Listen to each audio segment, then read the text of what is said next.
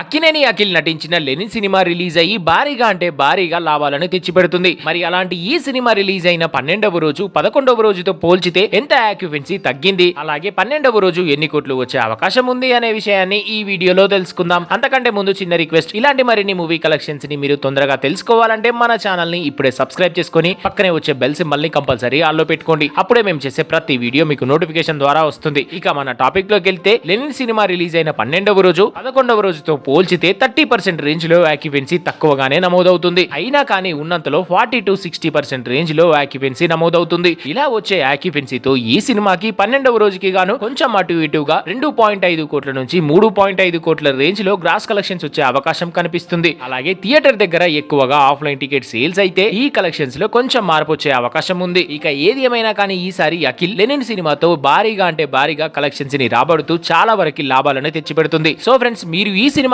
చూస్తే ఎలా అనిపించిందో కామెంట్ చేయండి. ఎందుకంటే మీరు చేసే కామెంట్ తో ఒక్కరైనా సినిమాకి వెళ్లే అవకాశం ఉంటుంది. కాబట్టి తప్పకుండా సినిమా ఎలా ఉందో కామెంట్ చేసే వెళ్ళండి. Thanks for watching.